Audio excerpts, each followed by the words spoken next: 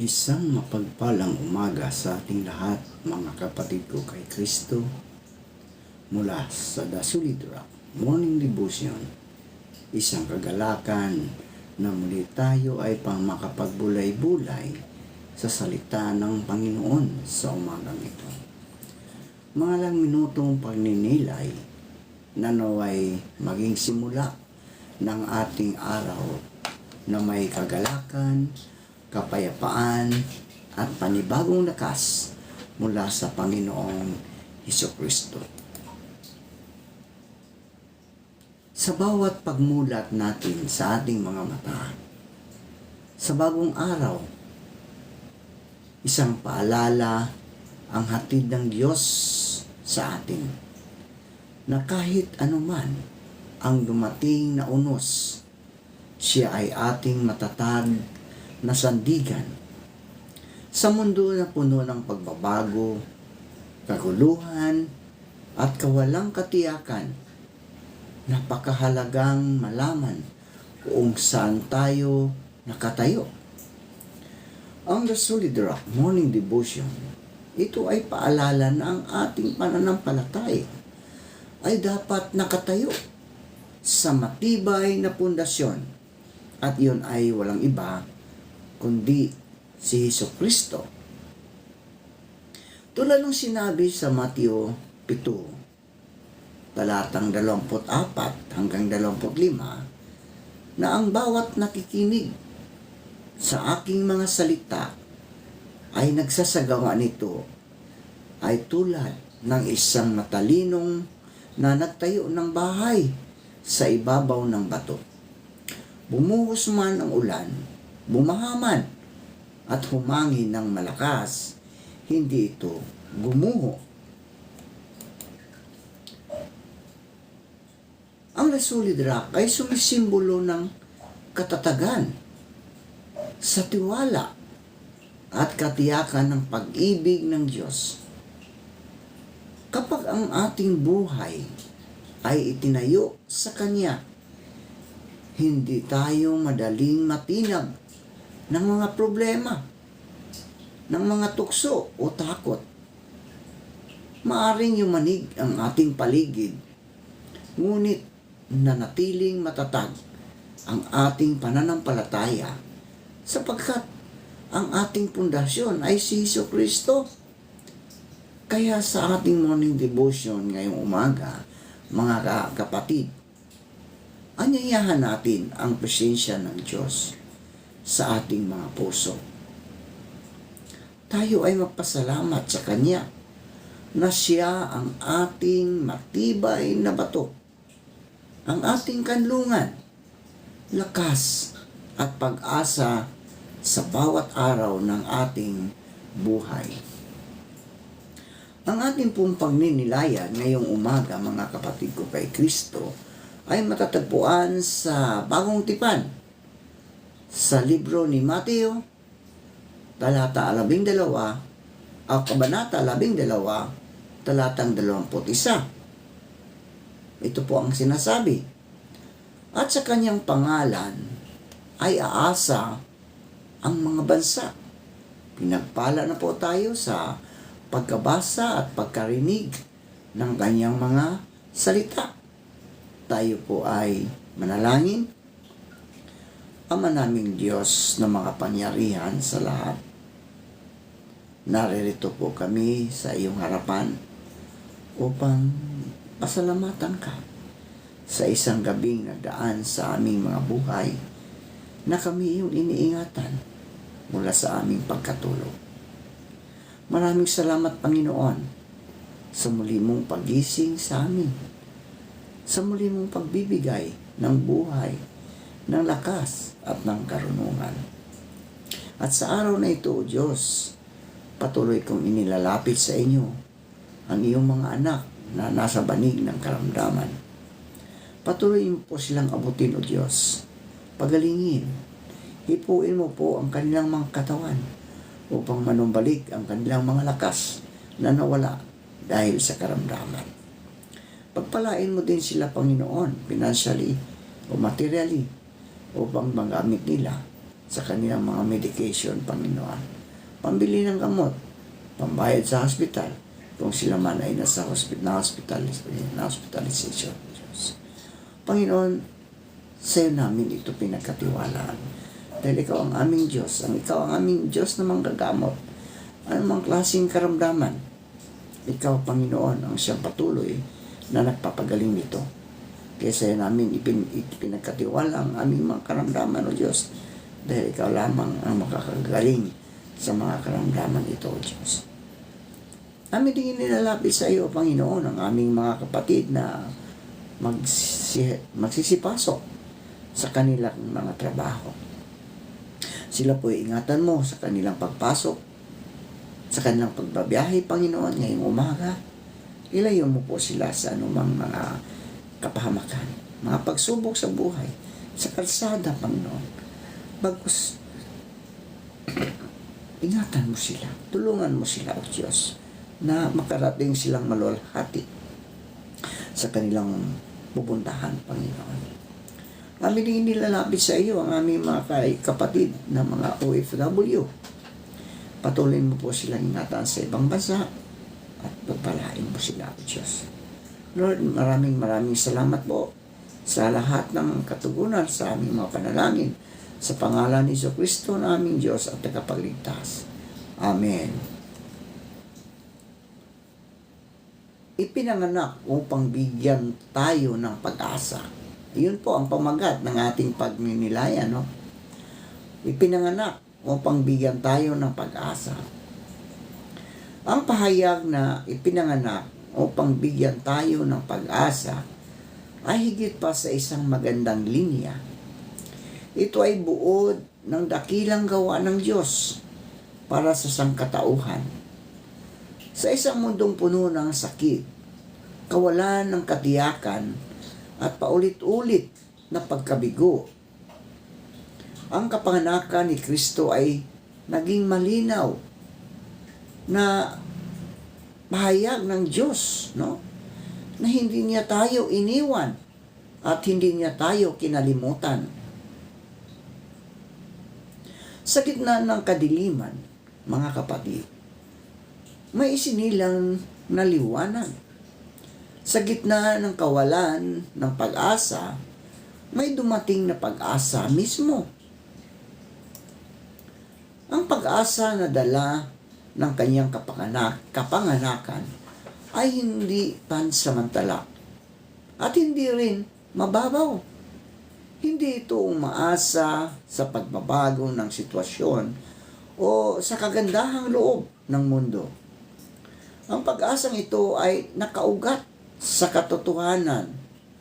Ang Diyos ay pumasok sa ating kasaysayan, nakibahagi sa ating kahinaan, sa ating luha, at sa ating mga sugat.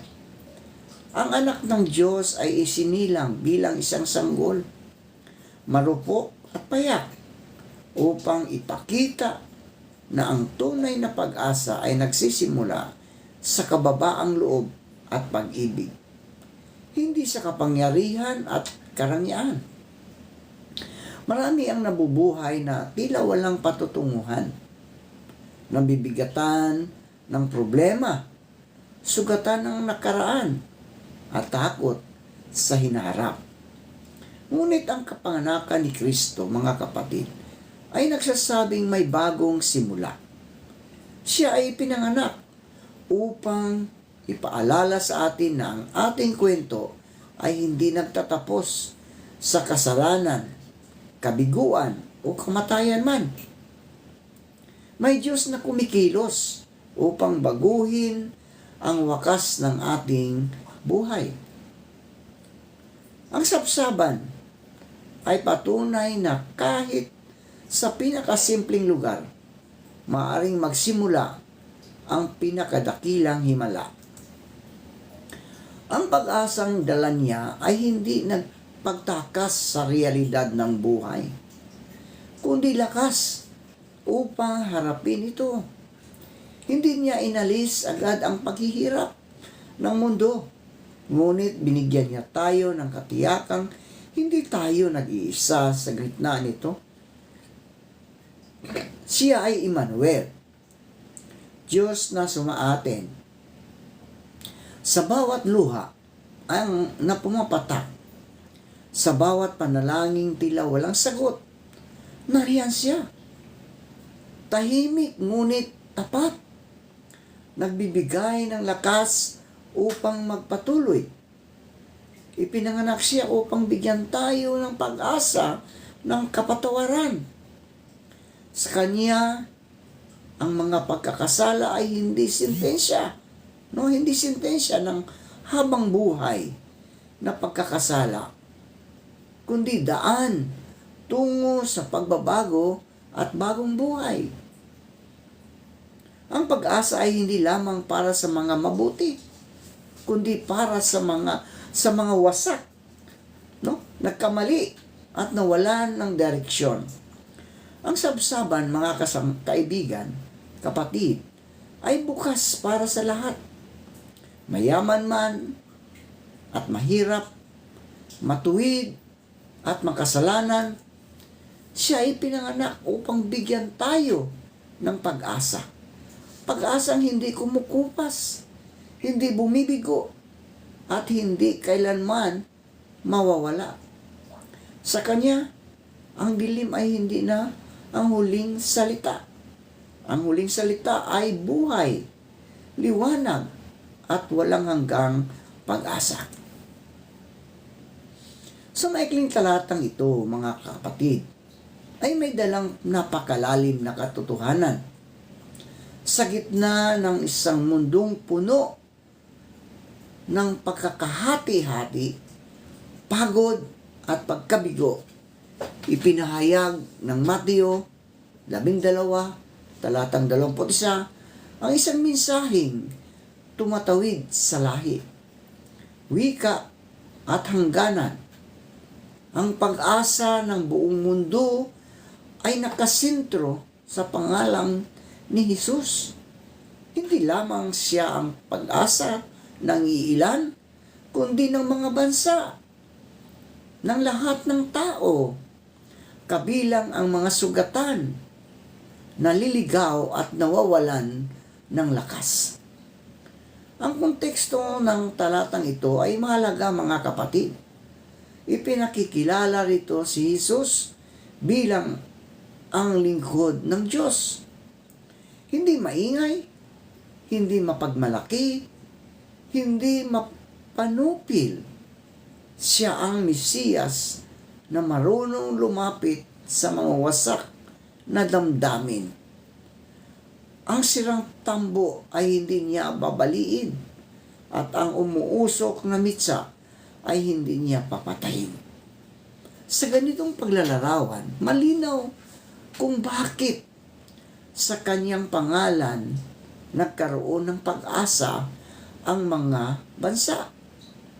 Sapagkat ang pag-asang hatid niya ay hindi nananakot, hindi nanlalamang, kundi nagpapagaling at nagbubuhay. Kapag sinabing sa Kanyang pangalan ay pag-asa, hindi ito basta pagtawag lamang sa isang pangalan. Ang pangalang Jesus ay kumakatawan sa Kanyang pagkatao, sa Kanyang gawa, at sa Kanyang pagmamahal. Ang umaasa sa Kanyang pangalan ay ang pagtitiwalang ang Kanyang biyaya ay sapat na, ang Kanyang kapangyarihan ay mas dakila kaysa anumang kasamaan, at na ang Kanyang awa ay umaabot kahit sa pinakamalayong sulok ng mundo at ng puso ng tao. Sa isang mundong sanay umasa sa lakas ng tao, talino, pera, at kapangyarihan, ang Mateo 12, talatang 21, ay isang paanyaya na ilipat ang sentro ng ating pag-asa. Ang mga bansang nabigo ng sariling sistema, ang mga taong napagod sa paulit-ulit na pangako ng mundo, ay tinatawag na tumingin kay Kristo Jesus. isang hari na naglilingkod, isang tagapagligtas na nagpapakumbaba, isang Diyos na nagmamahal hanggang sa krus. Ang talatang ito rin ay nagbibigay ng personal na hamon sa atin, mga kapatid. Kung ang mga bansa ay inaanyayahang umasa sa kanyang pangalan, paano naman tayo bilang individual? Sa mga sandaling nawawalan tayo ng direksyon, mga kapatid, sa mga panahong tila walang nakikinig sa ating tindaing, pinapaalala sa atin ng salita ng Diyos na ang ating pag-asa ay hindi kailanman maling itinaya kapag ito'y inilagak kay Hesukristo. Ang kanyang pangalan ay hindi nabubulok, hindi nagbabago, at hindi kailanman nabibigo. Sa huli, ang Matthew 12:21 ay awit ng pag-asa para sa pagod na mundo. Ipinahayag nito na ang kinabukasan ng sangkatauhan ay hindi nakasalalay sa kapangyarihan ng mga imperyo, kundi sa pangalan ni Hesukristo.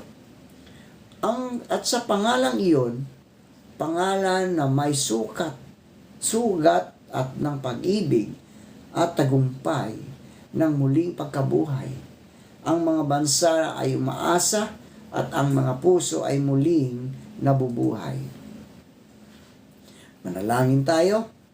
Marami pong salamat, Panginoon, sa pag-asang pinagkaloob mo sa bawat isa sa amin. Salamat, Panginoon, na bagamat kami isang makasalanan, kami ay may pag-asa na kami iyong ililigtas mula doon, O Lord. Kaya, Lord, kami ay lumalapit sa iyo upang humingi ng kapatawaran sa mga kasalanang aming nagawa. Pagpalain mo po ang lahat ng nakikinig sa iyong mga salita at gumagawa. Ilayo mo po sila sa anumang kapahamakan. Maraming salamat po sa pangalan ni Jesus. Amen at amen.